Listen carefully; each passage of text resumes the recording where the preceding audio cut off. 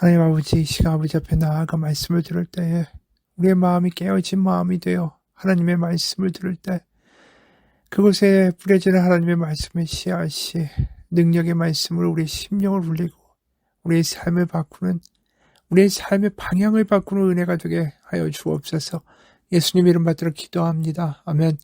오늘은 역대하 24장 17절에서 27절까지의 말씀입니다. 역대하 24장 17절에서 27절입니다. 여호야다가 죽은 후에 유다 방백들이 와서 왕에게 절하매 왕이 그들의 말을 듣고 그의 조상들의 하나님 여호와의 전을 버리고 아세라 목상과 우상을 섬겼으므로 그 죄로 말미암아 진노가 유다와 예루살렘에 임하니라.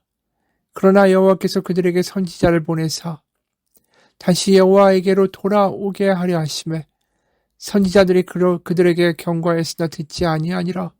이에 하나님의 영이 제사장 여호야다의 아들 스가랴를 감동시키심에 그가 백성 앞에 높이 서서 그들에게 이르되 하나님이 이같이 말씀하시기를 너희가 어찌하여 여호와의 명령을 거역하여 스스로 형통하지 못하게 하였느냐 하셨나니 너희가 여호와를 버렸으므로 여호와께서도 너희를 버리셨느니라 하나 우리가 함께 꾀하고 왕의 명령을 따라 그를 여호와의 전뜰 안에서 돌로 쳐 죽였더라.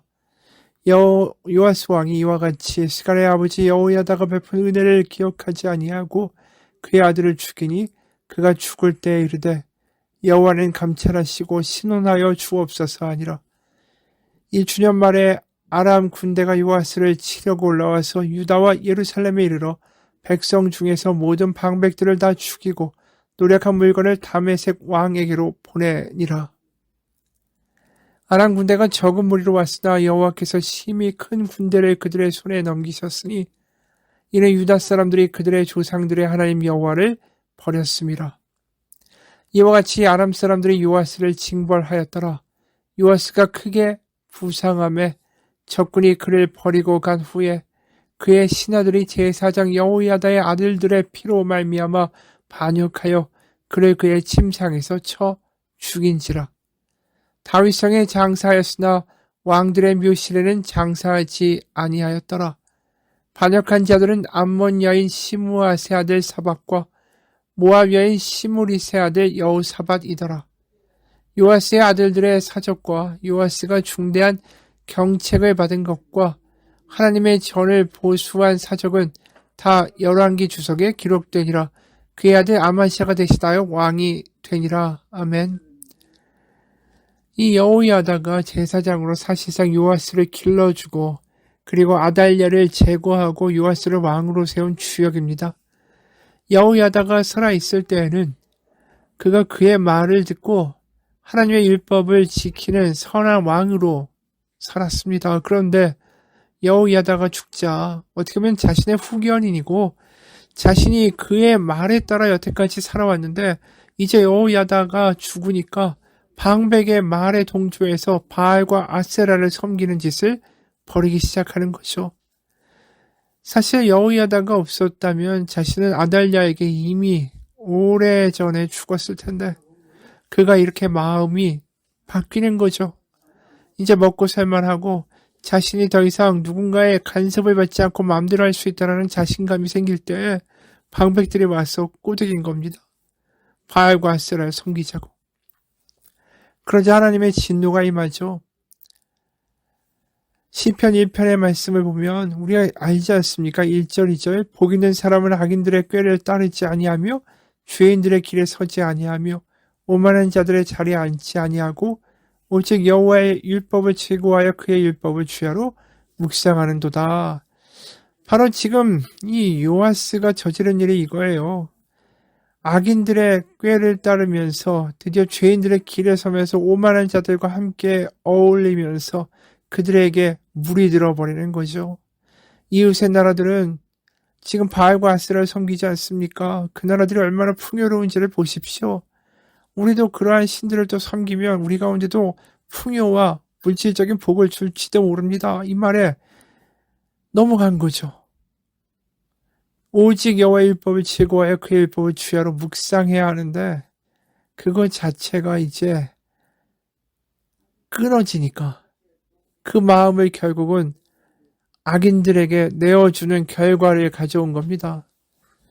자신의 마음을 하나님께 내어주지 않으면 그 자리는 공백으로 비어있지 않습니다.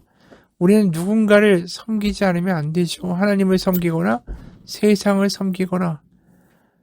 바로 그 마음의 주인이 누구인가? 바로 요아스는 하나님을 섬기는 것을 멈추자 결국 바로 세상과 사람들의 말에 넘어가게 된 겁니다. 우리도 우리의 인생을 결정할 때에 주변의 사람들의 말에 빠져서 그 말에 따라갈 때가 많습니다.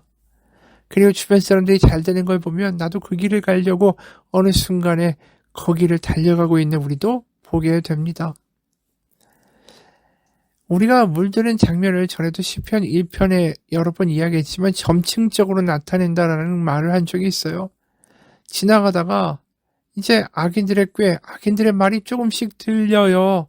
그러다가 죄인들의 길에 서지 아니하며, 그러면서 죄인들의 그 무리에 이제 귀를 기울이다가 멈추어 서게 되는 거죠. 그러다가 오만한 자들의 자리에 앉지 아니하고 들리고 멈추어서 어느 순간 앉아서 그들과 같은 패거리가 된다라는 겁니다. 그렇습니다. 우리도 똑같은 길을 갈 수 있어요. 요아스가 변질됐다, 여호야다, 자신을 도와준 사람을 배신했다가 아니라 우리가 하나님의 말씀이 우리 가운데 없으면 순간 그 공백 가운데 사람들의 이야기가 들어올 수밖에 없는 거예요. 그래서 그의 율법을 주야로 묵상한다 라고 시편 1편 2절에서 말씀할 때 이 묵상한다라는 단어가 그냥 잠시 하나님의 말씀을 떠올린다는 뜻이 아닙니다. 읍조리다, 으르렁대다라는 뜻이에요. 마치 그 비둘기가 구구구구 하면서 반복적으로 소리를 내면서 다니는 그러한 모습이 있지 않습니까? 그게 읍조리다라는 말이고 으르렁대다라는 뜻도 들어있는데 으르렁대다라는 말은 뭐냐 하면 사자가 자신의 먹이를 딱 손에 쥐고 누군가 자기의 먹이를 빼앗지 않도록 으르렁거리면서 사방을 보고 있는 모습을 가리키는 거죠. 그래서 여호와의 율법을 그냥 눈으로만 보는 것이 아니라 그 말씀을 눈으로만 보는 것이 아니라 그 말씀이 내 존재를 장악하는 그 수준이 될 때 세상의 이야기들이 들리지 않는다라는 거죠. 실제로 옛날에 성경이 우리처럼 이렇게 책이 있었습니까? 책이 없었죠. 다들 성경을 암송해서 다음 세대에게 물려주지 않았습니까? 그 이야기는 말씀을 계속 암송했다라는 거예요. 마음에 새겨졌다라는 거죠. 무슨 일을 할 때마다 그 말씀이 불쑥불쑥 머릿속에서 떠오르는 지경까지 돼야 암송될 수 있는 거 아닙니까? 바로 이러한 삶을 살아갈 때 세상의 이야기가 들려지지 않는다라는 것입니다. 여러분, 우리가 하나님의 말씀을 이렇게 가지고 살고 있습니까? 우리가 자꾸만 세상 가운데 쓰러지고 사람들 마음 가운데 무너지고 내 마음에 있는 어떤 이 분노나 질투나 이 걱정 같은 거에 우리가 눌려버리는 이유가 지금 말한 것처럼 이 묵상하는 데서 실패했기 때문이에요. 하나님의 말씀이 우리 가운데 머물러서 내 생각과 사고를 지배하지 못하니까, 영과 골수를 쪼개지 못하니까 어느 순간에 세상 사람들의 이야기 가운데 마음을 내어주는 거죠. 그렇습니다. 말씀이 육신이 되어 우리 가운데 거하셨다라고 요한복음에서 말씀하지 않습니까? 결국 예수님이 우리 가운데 보여주신 것은 하나님의 말씀은 이런 것이다. 우리가 이 머리로만 알기 때문에 자꾸만 쓰러지고 이게 나한테 와닿지 않으니까 실제로 그 말씀이 육신이 돼서 이 하나님의 말씀은 이런 거야. 하나님의 마음은 이런 거야. 우리 눈앞에서 실제로 보여주신 거죠. 그게 예수님 아닙니까? 여러분, 우리의 마음이 사실은 커다란 전쟁터와 같습니다. 말씀이 그 전쟁터에서 우리를 이끌어가도록 우리를 내어드리는, 우리의 마음을 드리는 것이 우리가 해야 될 일이에요. 우리가 대단히 거룩하고 내 스스로의 의지와 결단으로 악을 이기고 거룩하게 살아갈 수 있는 능력과 깜냥이 없습니다. 우리가 해야 될 것은 우리의 마음을 말씀에 주님께 내어드리는 거예요. 그래서 말씀을 떠올리고 그 말씀을 암송하기도 하고 말씀을 붙들면서 한 구절을 가지고 마치 북한의 성도들이 요한복음 1장 하나 가지고 수십 년의 믿음을 간직해온 것처럼 그 말씀 하나를 계속 읽다 보면 한 구절을 10번, 20번 계속해서 읽다 보면 거기서 놀라운 하나님의 성령의 생수가 터져나오는 것을 경험합니다. 그러면서 그 말씀이 어느 순간 나를 장악하는 역사들을 경험하게 되는 거죠. 어느 목사님의 일화예요. 전날 저녁에 한국에 도착했다. 다음날 아침을 먹으며 84세 되신 내 아버지께 확인차 여쭈었다. 아버지, 요즘도 성경을 소리내어 잘 읽고 계시는 거죠? 아버지가 바로 말씀하셨다. 그런데 요즘 희한한 현상이 나타나고 있어. 네가 알다시피 내가 성경을 소리내어 통독한 지 10년쯤 되었고 처음 6, 7년 동안은 무슨 내용인지도 모르고 읽었잖아. 그런데 요즘 성경을 읽고 나면 바로 이해가 돼.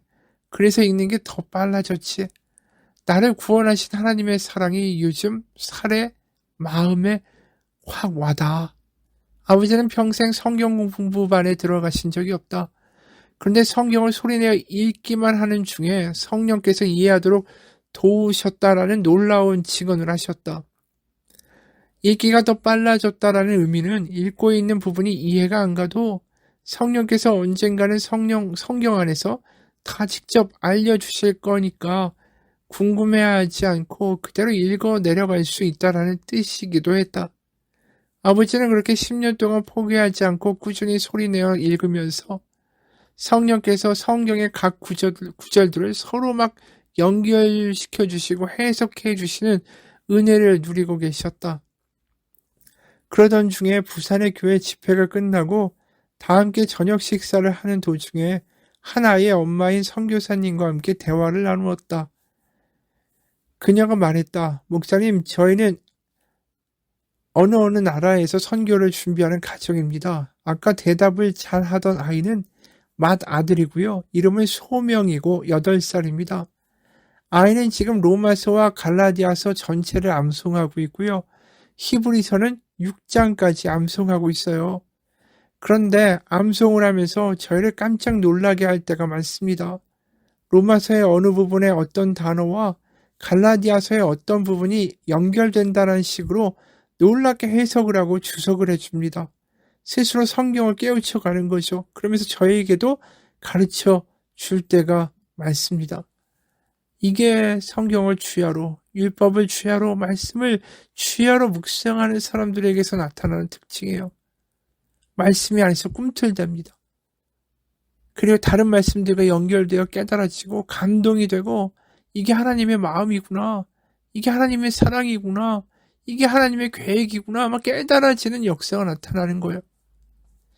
여러분, 우리에게 하나님이 원하시는 것은 내 스스로 율법을 지키고 거룩하고 다른 삶을 내 능력으로 살아내라. 그러면 내가 너를 나의 자녀로 받아들여 주겠다가 아닙니다.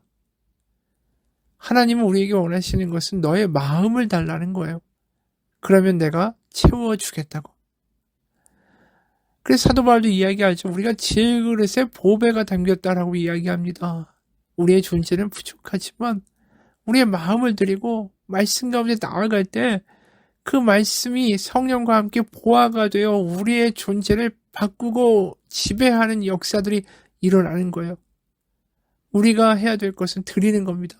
마음을 드리면, 말씀 가운데 마음을 내어 드리면 그곳에 성령님이 불을 붙이시는 거예요. 그럴 때 우리의 믿음은 장성하고 말씀이 정말 너무나도 꿀과 같고 말씀이 나를 감동시키는 일들이 벌어지는 거예요. 그러면서 하나님의 말씀을 사랑하게 되는 거죠.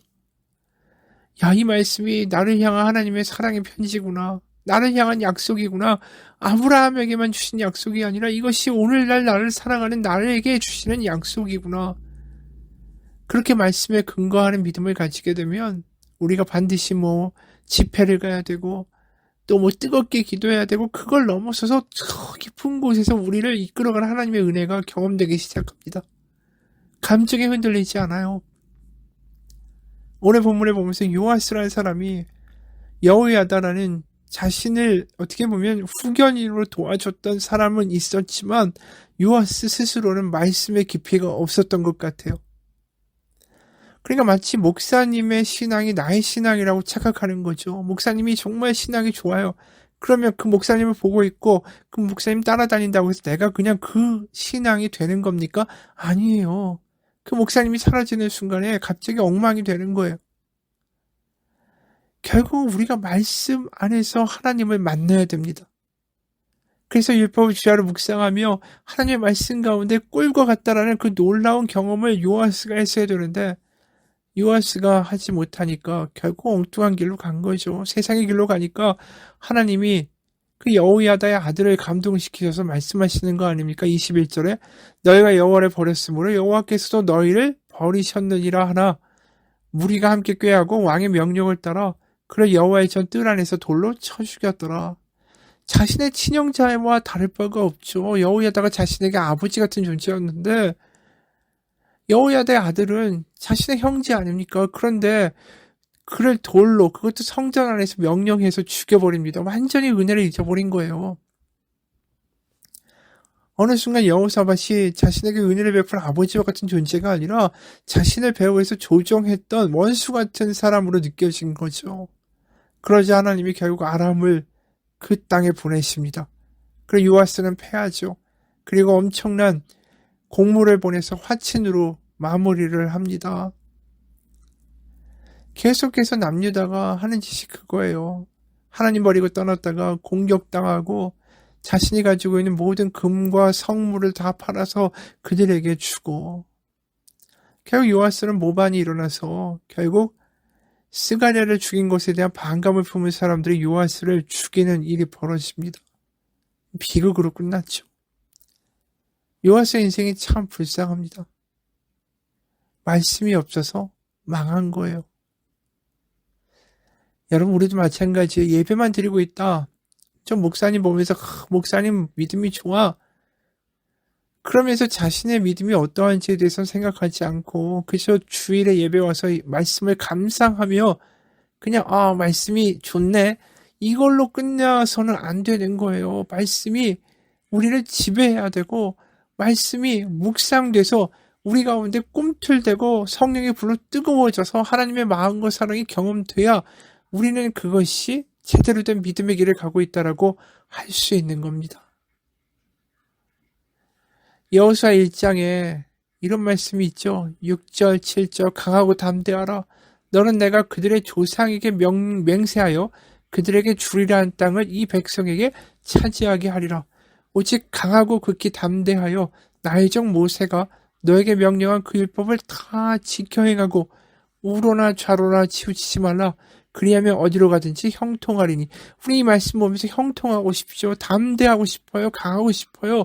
그런데 하나님이 강하고 담대하라고 했지 강하고 담대함을 너에게 주겠다라고 말씀하신 적이 없어요. 그러면서 다만 말씀하시는 게 뭐냐면 네가 그 율법책을 내 입에서 떠나지 말게 하며 주야로 그것을 묵상하라는 거예요. 그러면 뭐가 온다고요? 강하고 담대함이 올 거고 좌우로 흔들리지도 않을 거고 그러면서 형통하게 될 것이라고 말씀하셨어요.